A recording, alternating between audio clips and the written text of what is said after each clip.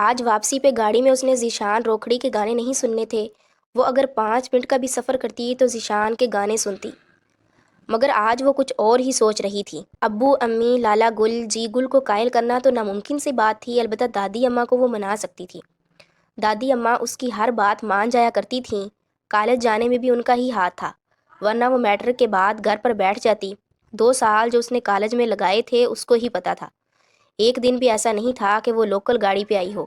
اس کے لیے ایک الگ گاڑی لگائی گئی تھی اور ڈرائیور بھی مکمل اعتماد کا بندہ تھا۔ اس نے سوچا کہ وہ دادی اماں کو منا لے گی۔ دادی اماں ابو کو، اور ایک دفعہ ابو راضی ہو گئے تو بھائیوں کی تو ہمت بھی نہیں ہوگی ان کے سامنے کچھ بولے، لیکن اس کو اجازت ملنا ناممکن سی بات تھی۔ ادھر جدھر لڑکے لڑکیاں اکٹھے پڑھتے ہوں، اس نے تو آج تک کسی لڑکے سے بات بھی نہیں کی تھی، نہ ہی اپنے خاندان میں اور نہ خاندان سے باہر۔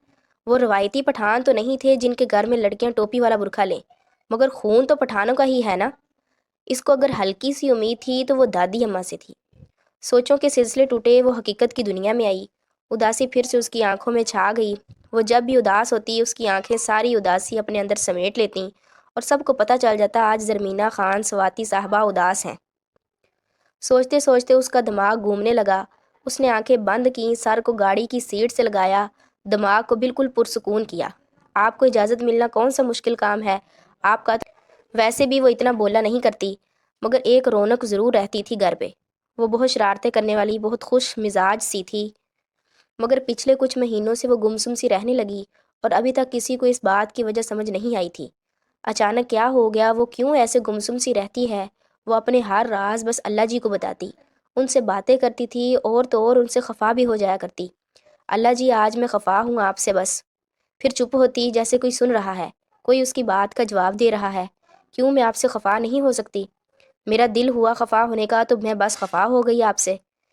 اب آپ مجھے کسی کے ہاتھوں چاکلیٹ کھلوا کے ہی راضی نہیں کر سکتے، بس خفا ہوں آپ سے آج۔ سن لے، مجھے چاکلیٹ نہیں کھانی، اچھا؟ پھر مسکرا دیتی۔ اس کا خوبصورت پڑتا ڈمپل اور گہرا ہو جاتا، آنکھوں میں عجیب سی چمک ہوتی جب بھی وہ مسکراتی، اور پھر وہ بے صبری سے چاکلیٹ کا انتظار کر رہی ہوتی۔ اس کو پتہ ہوتا اللہ پاک کسی نہ کسی کے ہاتھوں چاکلیٹ اس تک پہنچا ہی دیں گے، کوئی نہ کوئی وسیلہ بن ہی جائے گا۔ ایسا کبھی نہیں ہوا تھا کہ وہ کبھی کچھ مانگے اور اس کو نہ ملے۔ وہ اپنی چھوٹی سی چھوٹی اور بڑی سے بڑی چیز اللہ سے مانگا کرتی تھی اور ہمیشہ اس کو مل بھی جاتی تھی۔ اس کو اللہ کے علاوہ کسی سے کچھ مانگنا اچھا بھی نہیں لگتا تھا، چاہے وہ چاکلیٹ ہی کیوں نہ ہو۔ وہ عام لوگوں کے مقابلے میں کچھ زیادہ ہی سوچا کرتی تھی۔ زری، کیا ہوا ہے بچے؟ عموماً وہ کالج سے واپس آ کے خود دادی اماں کے پاس جایا کرتی تھی، مگر آج وہ مانو کو کھانا کھلانے کے بعد سیدھا اپنے کمرے میں آئی تھی۔ ارے اماں جی، میں آ رہی تھی نا آپ ہی کے پاس۔ دادو اس کے پاس اس کے بیڈ پہ ہی اس کے قریب ہو کے بیٹھیں۔ وہ ہمیشہ سر پہ دوپٹہ رکھتی تھی، گھر میں بڑی سی چادر اوڑے رکھتی، اگر دوپٹہ لیتی تو زیادہ تر حجاب کی صورت میں ڈبل کر کے لیتی تھی۔ دادی اماں ہمیشہ کی طرح تسبیح پر کچھ پڑھ رہی تھیں۔ اس کو معلوم تھا وہ کیا کر رہی ہیں۔ انہوں نے اپنا ورد پورا کیا، اس کو پیار سے دیکھا اور اس کے منہ پہ پھونک ماری۔ آج میرا بچہ میرے پاس نہیں آیا، میں نے سوچا میں خود چلی جاؤں۔ دادی اماں سوری، میں نہیں آ پائی آپ کے پاس، وہ آج تھکی ہوئی تھی تھوڑا۔ وہ شرمندہ ہو رہی تھی۔ کوئی بات نہیں مڑا، تو میں خود آ گئی تم کو دیکھنے۔ ان کا لہجہ پشتو والا تھا، اردو بول تو لیتی تھی مگر پشتو کا ٹچ اس پہ لازمی ہوتا تھا۔ آج تم نے اپنی بلی سے باتیں بھی نہیں کی، طبیعت تو ٹھیک ہے نا تمہارا؟ دادی اماں، مانو نام ہے اس کا۔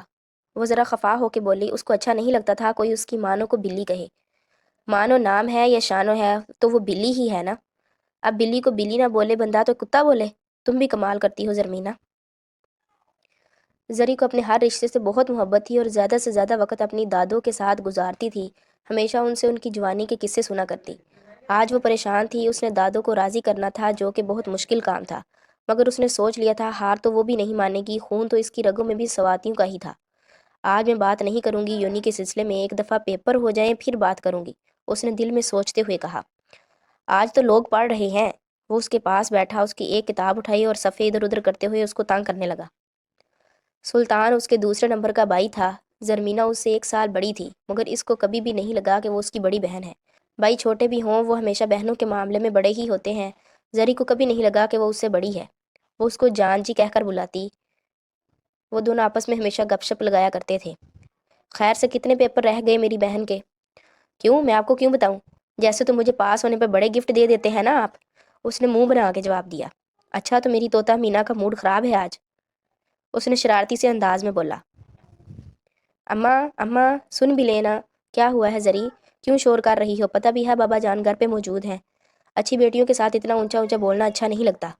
ہاں تو اچھے بیٹوں کے ساتھ یہ اچھا لگتا ہے نا کہ صبح بہن کا پیپر ہے اور وہ اس کو تنگ کریں۔ کہہ دیا ہے ابا انہیں جو اتنا موڈ بنا رہی ہو؟ نہیں آپ کا بیٹا تو کچھ بھی نہیں کہتا، جو کہتی ہوں میں ہی کہتی ہوں۔ کل بھی جان جی نے مانو کو ڈانٹا ہے، وہ جو کب سے چپ بیٹھا مسکراتا ہوا سن رہا تھا فوراً سے بول پڑا۔ اف اس بلی کا نام نہ لینا میرے سامنے، نہیں تو میرے ہاتھ سے وہ آج ہی مر جائے گی۔ بلی نہیں ہے وہ مانو ہے، وہ پھر زور سے غصے میں بولی تھی۔